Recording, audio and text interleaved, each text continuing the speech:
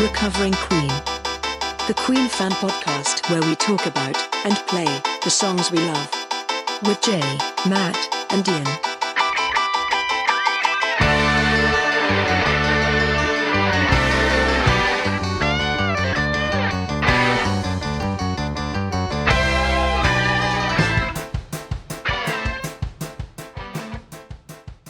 Welcome to Recovering Queen Minisode, which isn't a full episode. It's kind of a small condensed, you know what we're talking about, where we take normally like a smaller song, either well-known or not, and do a cover version of that. But it doesn't warrant a whole episode, you see. And then we talk about that in the same way. It's pretty much like the normal episodes, except normally a bit shorter because there's less to talk about. One of those. But I don't want to waffle on. Normally, I was going to say normally a shorter introduction as well. Yeah, often we do a much shorter introduction because we don't want to waffle on and bore everyone, do we? This endless introduction that they've heard like 1,000 times. Because the whole point of the minisodes is they're short, snappy, quick in, quick out. About the greatest band the world has ever seen and heard, Queen. My name's Ian, and with me, as ever, are Jay and Matt. Good evening, gentlemen. Good evening. Good evening, gentlemen. And joining us from the other side of the world, no less than a place, I believe, called Queensland. It is the wonderful Tim Robinson. Good evening, morning, that thing again. Tim. It is that thing again. Morning, everybody. Thanks for inviting me back. Now then. How have you been, Tim? Been fantastic since I saw you last. Thank you very much for asking. Hope you guys are doing well. Oh, yeah, very well. Very well. Good. So without wasting any more time with any mindless waffle, we're going to get straight into this by saying, Tim, which track are we talking about on this very short, succinct minisode? The track we're talking about, I believe it's the only Queen song recorded that is a cover version. And it is God Save the Queen. God Save the Queen off of Night at the Opera, which is a good album. Good album. Yeah. And this is another one where we have two cover versions of it to treat listeners. So it'll have to be a bit of spot the difference, I think, of which there are a few between the two versions. So Matthew, you covered this as well, didn't you? Yeah, I did.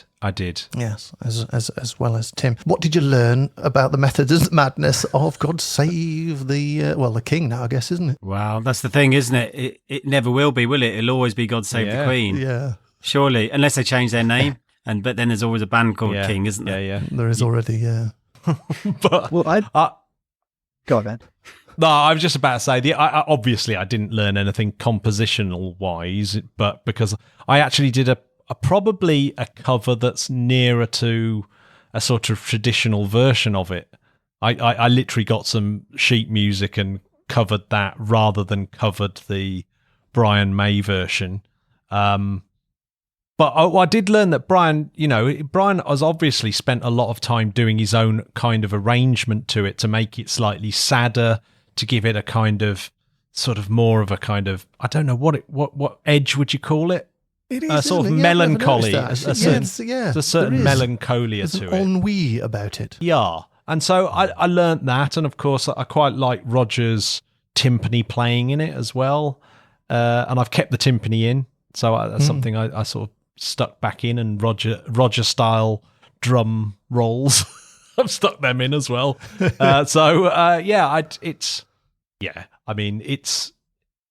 Would I be right in saying this is Brian May's nod to the hat, not just to the Queen, because of course she shares the same name, but also to Jimi Hendrix and his version of the Star-Spangled Banner? That's a good point. Ooh, good call, yeah. I don't know about it, because I've always thought, or maybe I read, that they'd heard fans singing it at the end of the gigs, or some of the early gigs. And so it was a sort of an evolution of to incorporate that into actually, and the other thing, and I don't know if you got this Tim, in Australia, but when in the 70s, when was it? Yeah, in the 70s and maybe the early 80s, at the end of BBC, at the end of the evening, the national anthem always used to come on. And I was very proud at this point, and I'd always stand up, and also I'd been allowed to stay up till 11 o'clock. And it's always had that sort of feeling of like the end of the day, the end, it's like now we can go to sleep after we've praised the monarch and praised and sang our virtues of the country. And so it's such a fitting end to Queen and, the gig. It just makes sense in every dimension. That was back in the good old days when telly finished at 11 o'clock and that was it. Yeah, I feel old. I still think they play it at the end of. Sorry, I still think they do the national anthem at the end of the day for Radio 4 as well. If you're ever up that late, I think that's a little bit later in there. I think it might be 2 a.m. something like that. Yeah, I don't remember that happening here. Although "God Save the Queen" was our national anthem when I was a kid. Yeah, because Australia, as you are undoubtedly aware, is a constitutional monarchy, and the Queen, unbelievably, King I should say now, is Australia's head of state. Now, I've got nothing against the royal family, but it's a bit odd, to say the least. Yeah. I was actually going to ask you about that. Is it? There must be a very strange relationship with that particular song in any of those, Canada, Australia, New Zealand, but particularly so Australia, isn't it? Yeah. Well, we got our own national anthem, Advance Australia Fair, let me think, it might have been in the 80s. So anyone after that time wouldn't really know God Save the Queen.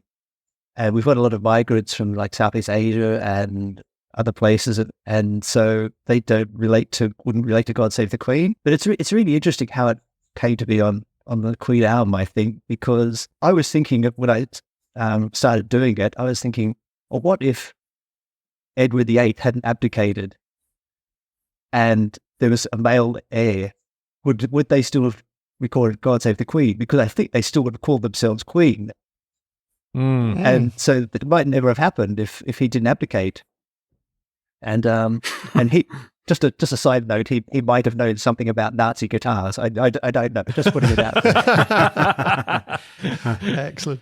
Yes, well, I mean, it's funny you should say that, Tim, because I've always been aware that the tune has been used on a few other songs traditionally, and there's I knew it was a German one, and I looked it up. It was Heil dem Siegerkranz, and it's quite eerie or weird to listen to it in German and to find out that it was actually their unofficial national anthem Prussia. Of the German Empire from 1871 to 1918, and that's kind of weird when you hear that as a sort of English person, or I found it sort of a bit bizarre. Well, isn't it still the national anthem for various other random countries? Is one of them. Yeah, and not necessarily ex-colonies. I think. The melody gets used all over the place. Russia even has it, doesn't it? The Prayer of Russians uses that melody. Of course, in World War One, your royal family changed their name to Windsor because their name was German. And that wasn't really appropriate. No. Yeah. But I guess when it came in, it must have been originally God Save the King then. Or God Save the Queen, as we often sing now when you realise you made a mistake halfway through. Doesn't this go right back to like the 1700s into sort of George III? No, it goes back to the 1500s. I think it's accredited to somebody called John Bull. So that would have been, 16th century. That melody has been around. So, but I think it's a little bit lost in antiquity who wrote the melody and when it was first used. So there's people associated it with, like Thomas Arne is associated with kind of coming up with the arrangement of it, along with Rule Britannia as well. So obviously the peak of British imperial sort of writing. But doesn't it have a problematic third verse as well? Yeah. I don't know if that's an urban myth. I've never bothered to look it up, but I think if you look up the third verse, it's like, you can't really sing that anymore. Yeah, it's a bit. Does it say we got sex in it anyway? Did they had a food fight and shoved it into anybody's face? Yeah. That would be pretty. It's problematic. Probably as problematic, yes, as the. Now, one thing I didn't look up is when did Queen introduce it into their? When did it become their closing thing? Well, I would have thought Night at the Opera onwards. Sure, I would have thought that. I wonder. Yeah. Or maybe Jay's Jay's right. Maybe the audience impromptu had started doing it, and so maybe even does it finish the rainbow? Do they finish the rain? Can you hear it being sung at the back there? No, In the back gig. Yeah, I reckon that there was probably quite a few events where, you know, in that era, not just Queen gigs, but, you know, the end of a cricket match or something, where people would have started singing the national anthem. Quick bit of research done there. 1974, it was introduced. A total of 485 plays. There we go. So so before the album. Do you know what Freddie did at the album launch? The Night at the Opera playback session for all the journalists. Do you know what Freddie did? So during the national anthem, he stood up and then told all the other journalists to stand up and called them something like, you bastards. Stand up, you bastards. That's great. Or something like that. So, yeah, Freddie loved it. He loved a bit of the old pomp and circumstance. There you go, listeners. We expect full everyone standing up when you listen to the two versions, and Spotify will be standing up twice. Spotify will be listening, or your podcast providers will be listening. So make sure you do stand up. We'll be We'll be looking at the data, the gyroscope data from your mobile phone as it's reported back to the Spotify server. Yeah, but it is funny because Queen is all about camp and pomp and stuff like that. So it really does fit perfectly into everything, especially in Night of the Opera. Yeah, I mean, how can we make this album even more outrageously over the top? I know. Let's stick this at the end. It's also, I find it sort of quite politically quite interesting as well, because there's almost like this 76. Yeah, So there's almost like a demarcation, isn't there, with this and then the Pistols, God Save the Queen, in 77. Yep. It's almost like a dividing line, like two plates or something that moving away at this point. So that's how I see it anyway, or it's an interesting thing to think about, I think. Definitely is. I go back to that, you know, Hendrix playing the Star Spangled Banner, when rock stars, performers, you know, do nationalistic things, there's always like a statement there, isn't there? And it's interesting to know what that statement actually is in terms of Queen. That they hide it really well, don't they? You're not quite sure whether they love the pomps and circumstance. They obviously love their country, but they're not particularly, you know, mega political or anything like that. They're not, you know, they're clearly thinking people. So it's really hard to see what the statement is that they're making, other than a musical pompous one. Yeah, that's really interesting. Yeah, because like in America, for example, someone like Ted Nugent plays the Star Spangled Banner at the beginning of a baseball game, and that's got so many different connotation to playing God Save the Queen at the end of a Queen concert. Well, it's a particularly English thing to do as well, as in, you're right, Americans wouldn't dream of, like, that's why the Hendrix thing is so big. It's so controversial, like, wasn't it? To play the national anthem and to play it like that as well, how he played it. I mean, it was just shocking at the time. Yeah. Whereas, you know, taking the mickey, you know, even the Sex Pistols, it wasn't particularly shocking, you know, no matter what. It you know, may seem shocking outside of this country, but it certainly wasn't particularly shocking here that they're doing things like that, you know, I don't think anyway. But yeah. I think it was mildly shocking at the time. I think that was the point of them, wasn't it? That's what their shtick was. But you were talking mildly shocking, whereas, you know. Well, no, I'm being polite, because I think some people would have found it very shocking. They're sort of calling the monarchy a fascist regime, even though I don't think they were particularly directing it at the monarchy. I think it was more at the government. But I think there would have been a lot of people, and that's what I was sort of saying with this sort of Queen era. They would be like, what are they doing? You know, I mean, there's plenty of quotes with the Freddie meeting the Sex Pistols, aren't there? But he would have been quite shocked, I think, at that sort of anarchy, which is kind of weird in it. Well, yeah, particularly considering John Lydon and Freddie have got a lot in common. In actual fact, you know, they're not dissimilar characters at all. Well, just going back to the Hendrix and the Star Spangled Banner, I think. Whereas, it doesn't seem shocking now what the Pistols were doing when they're, you know, the Ted Grundy classic interview thing. It just looks a little bit I don't know, pathetic by today's standards, but we've moved on. It's 40 years later and everything. But I think in America, probably if you did Star Spangled Banner in that style in the middle of the Super Bowl, there's probably these days, it would probably be an even more adverse reaction to the performance. Well, look at, I was going to say that Borat, when Borat does does the whatever it is, his national anthem, Yes, I know. and the horse is falling over, and there's people chucking chairs. Absolutely mad. And Yeah, going I think absolutely. it's like gone the other way literally in America crackers. a little bit, for certain. Yeah, it is odd. So I think culturally, I was going to say within certain echelons of America, then it's worse. yeah. I just think it's interesting how different nations actually relate to their things like national anthems and stuff. And so it's interesting that Queen did it. It's also very interesting that Brian May actually was at the Golden Jubilee On the roof. playing it on the roof of Buckingham Palace, which to be fair, I thought was absolutely awesome.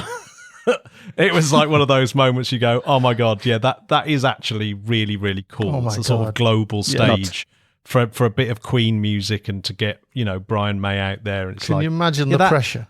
I mean, oh my God, the pressure is must just have insane. been Yeah. absolutely insane. That guy's on the top of his game as a guitar player.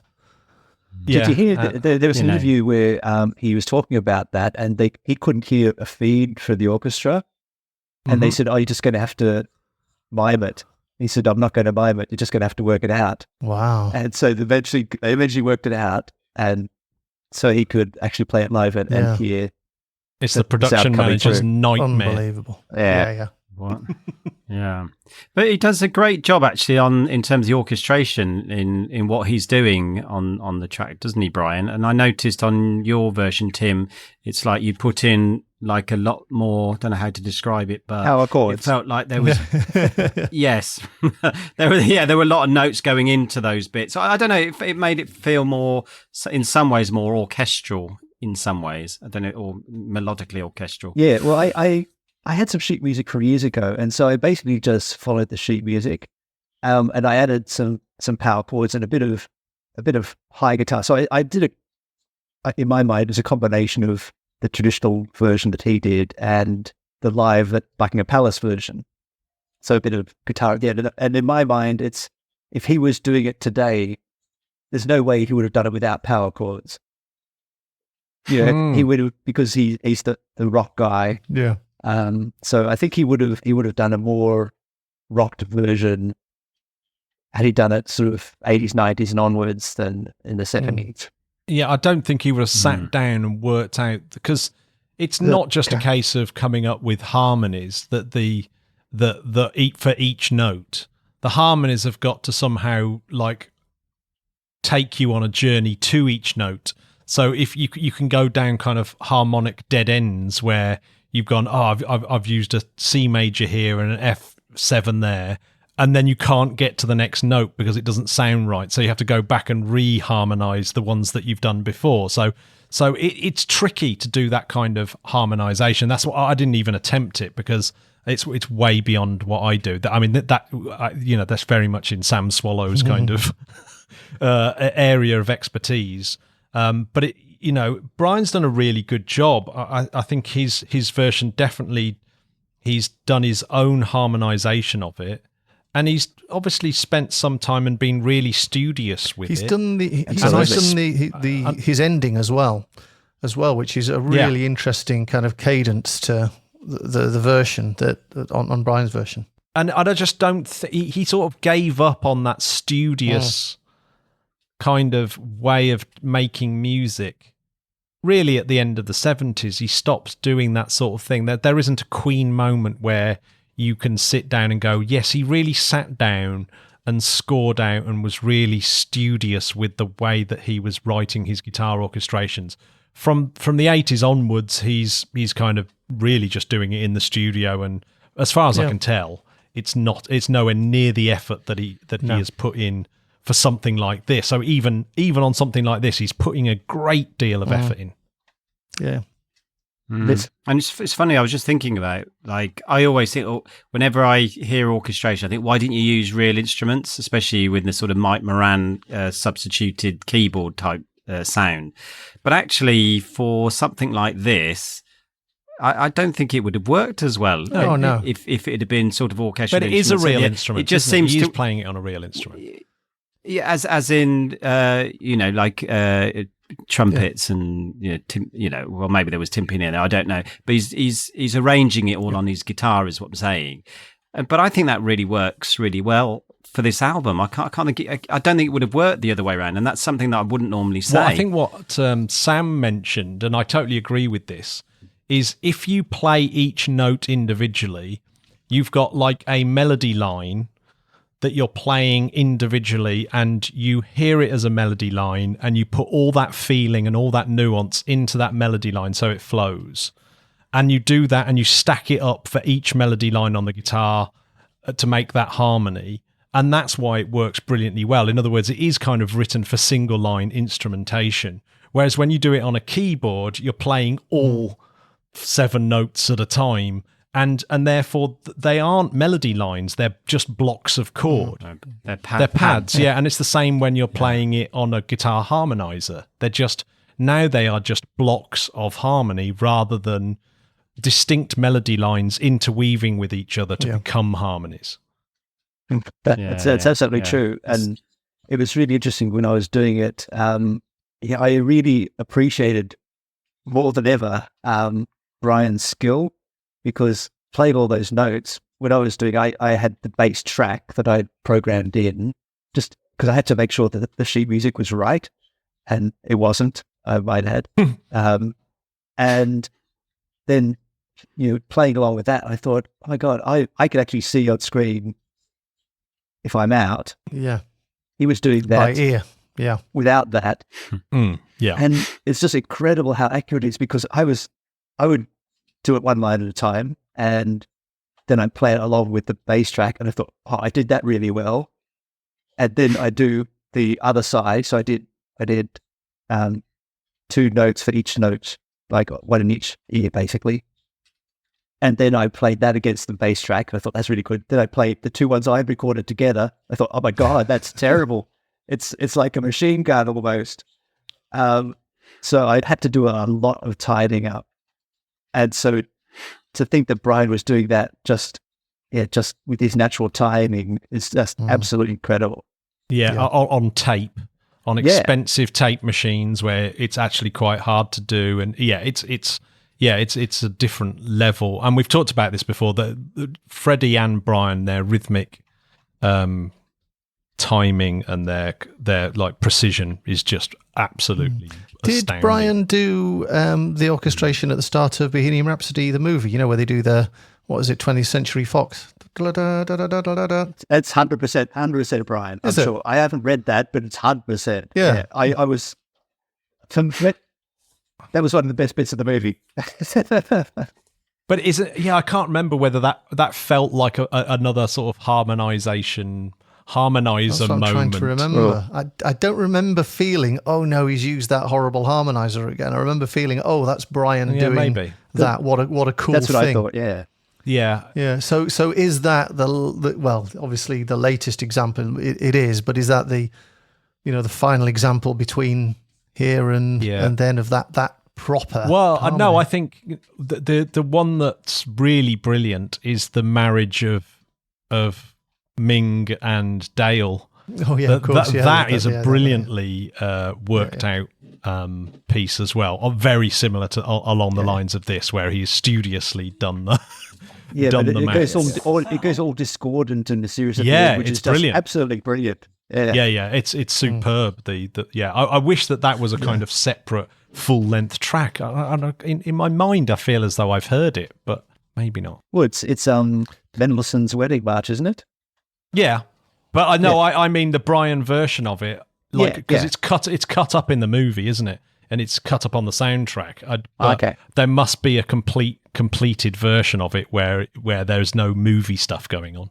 Oh, I see what you mean, yeah. But weirdly, I feel as though I've heard it, unless it was a dream I had.